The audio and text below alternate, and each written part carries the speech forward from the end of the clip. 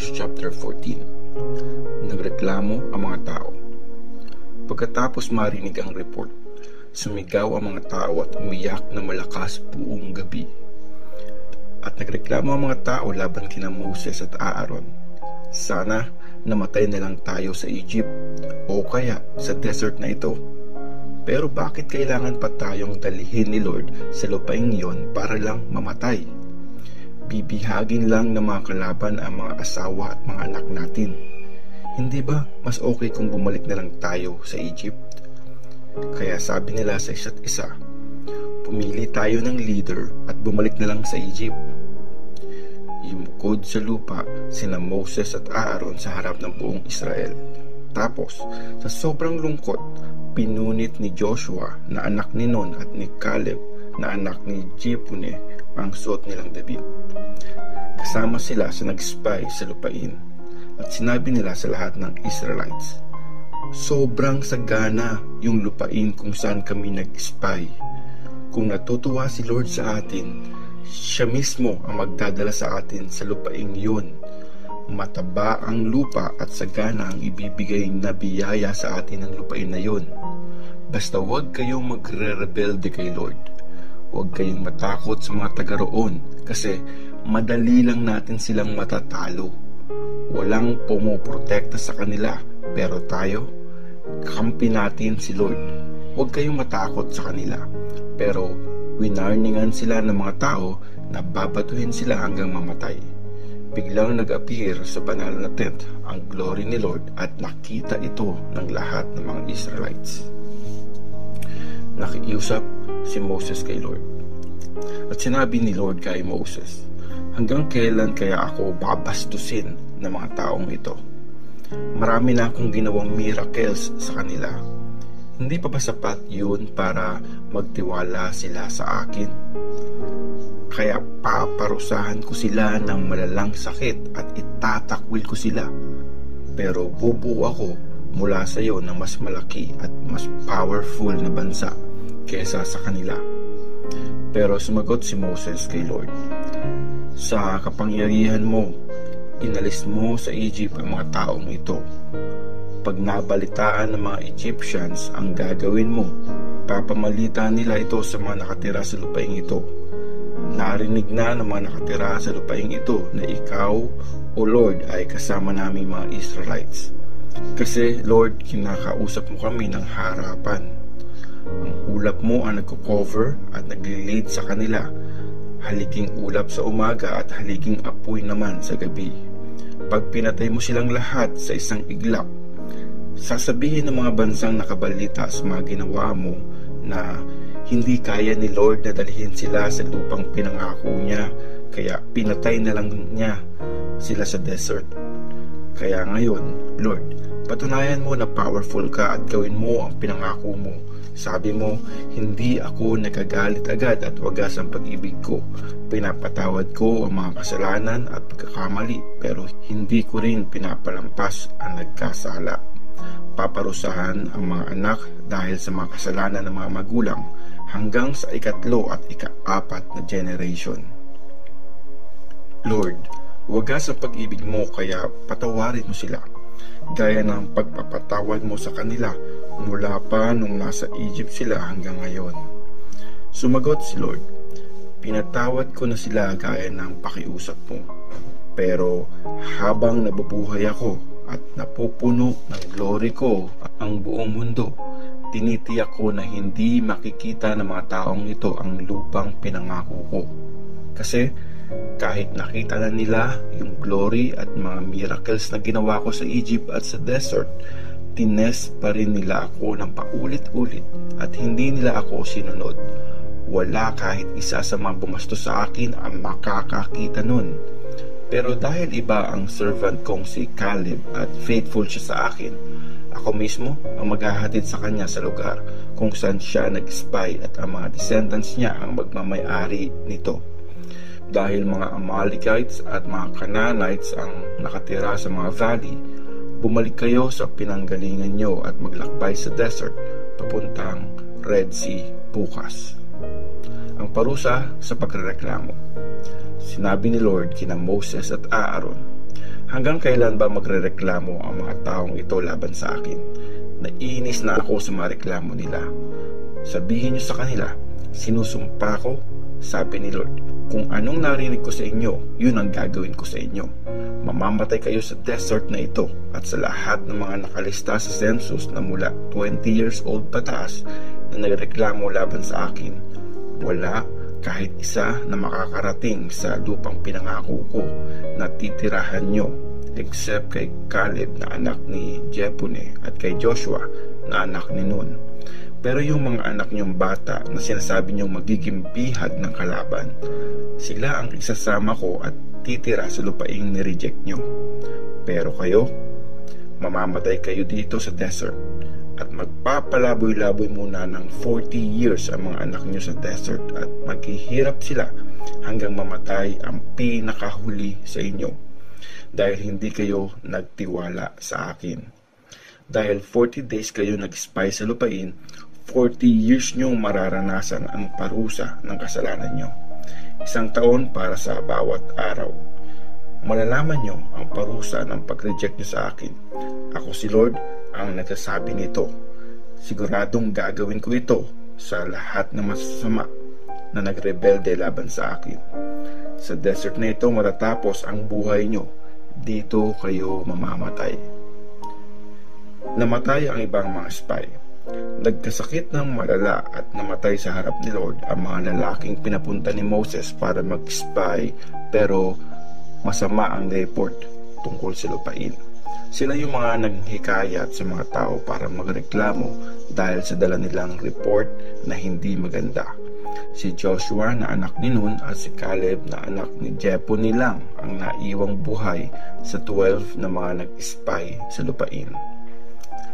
Natalo ang mga Israelites. Nung sinabi ito ni Moses sa lahat ng mga Israelites, grabe ang iyak nila. Maaga silang gumising kinabukasan para lusubin ang mga mabundok na bayan. Sinabi nila na amin namin na nagkamali kami, kaya pupunta na kami sa lupang pinangako ni Lord.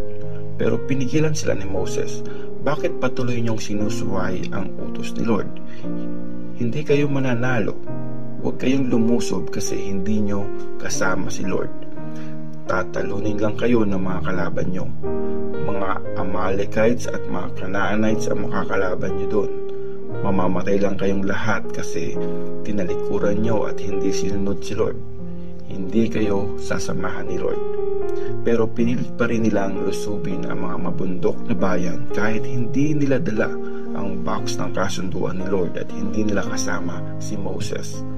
Tapos sinalubong sila ng mga Amalekites at mga Canaanites na taga roon at tinalo sila. Hinabol pa nga sila hanggang sa Horma. Numbers chapter 15. Instructions para sa offering. Sinabi ni Lord kay Moses, sabihin mo sa mga Israelites, pag nakapasok na kayo sa lupang ibibigay ni Lord sa inyo para mamuhay doon, mag-offer kayo kay Lord ng mga offering na susunugin mula sa inyong mga alagang baka o tupa. Pwede yung offering na susunugin o isang sacrifice, o kaya naman offering na pinangako o kusang loob na offering, o pwede rin naman yung mga offering tuwing mga piyesta. Sunugin nyo ito para mapagbigay ng mabangong amoy na magpapasaya kay Lord. Kung sino ang mag-o-offer nito kay Lord, magdadala rin siya ng mga offering na butil. Paghahaluin niya ang 1 kilong magandang klaseng harina at 1 litrong olive oil. Sa bawat tupa, mag-o-offer din siya ng 1 litrong wine bilang offering kasama ng offering na susunugin o isa-sacrifice. Para sa offering na lalaking tupa, mag-o-offer naman siya ng offering na butil na may 2 kilong magandang klaseng harina at 1 litrong olive oil. Mag-o-offer siya ng halos 2 litrong wine para sa offering. Mabango ang amoy nito kay Lord.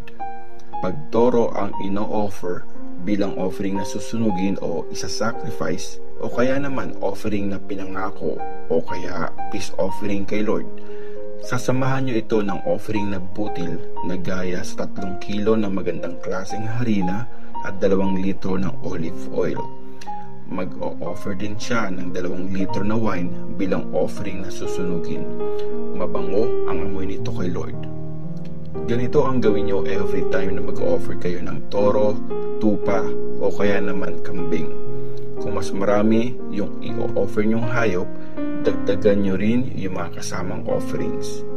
Ganito ang gagawin ng bawat Israelite tuwing magsusunog ng offering para mapagbigay ng mabangong amoy na magpapasaya kay Lord.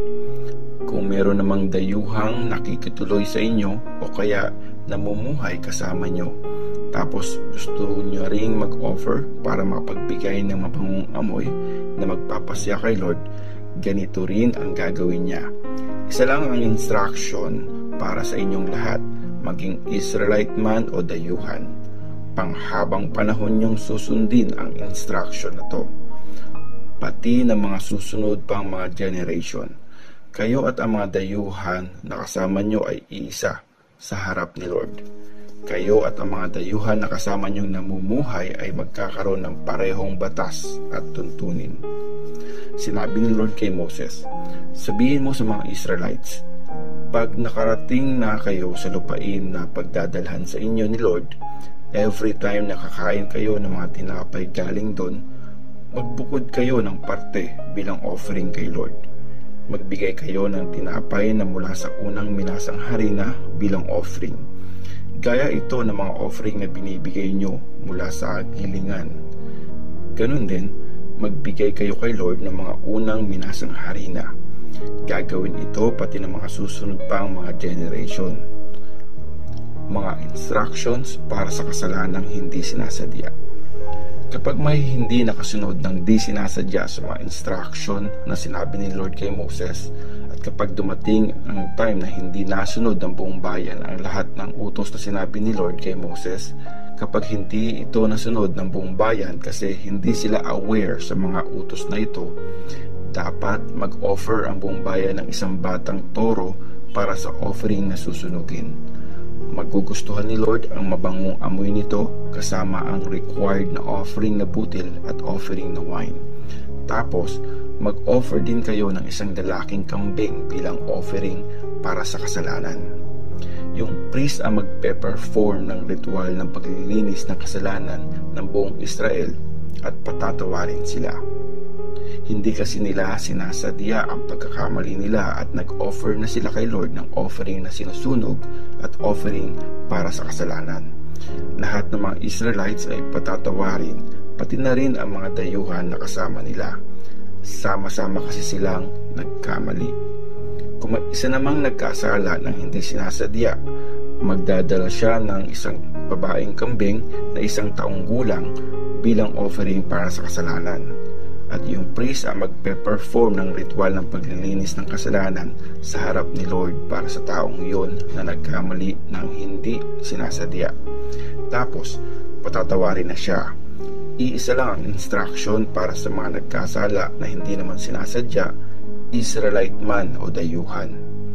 Pero kung sinadya ng isa sa inyo ang magkasala laban kay Lord, dapat nyo siyang palayasin, maging Israelite man siya o dayuhan na kasama nyo, dahil binastos niya ang salita ni Lord at sinuway niya ang utos ni Lord.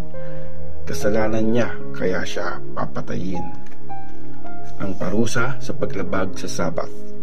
Isang araw, nung nasa desert ang mga Israelites, isang lalaki ang nakitang namumulot ng mga kahoy sa araw ng Sabat. Dinala siya ng mga nakakita sa kanya kina Moses, Aaron at sa harap ng mga tao. Pero kinulong muna siya kasi hindi pa sure kung ano ang dapat gawin sa kanya. Tapos sinabi ni Lord kay Moses, dapat siyang mamatay. Dalhin niyo siya sa labas ng camp at doon niyo siya batuhin hanggang mamatay. Dinala sa labas ng camp ang lalaking yun at doon siya pinagbabato hanggang mamatay, gaya ng inutos ni Lord kay Moses. Instruction para sa palawit sa laylayan ng mga damit. Sinabi ni Lord kay Moses, sabihin mo sa mga Israelites, maglagay kayo ng mga palawit sa laylayan ng mga damit nyo. Tapos, lagyan nyo ng blue na tali ang bawat palawit. Gawin nyo ito sa lahat ng generation nyo. Every time na makikita nyo ang mga palawit, maalala nyo at sundin nyo ang mga utos ni Lord. Hindi yung sarili nyong gusto. Kaya lagi nyong tandaan at gawin ang lahat ng mga utos ko para maging banal kayo sa harap ng Diyos nyo. Ako si Lord ang Diyos nyo. Ako ang nagpalaya sa inyo sa lupain ng Egypt para maging Diyos nyo. Ako si Lord ang Diyos nyo.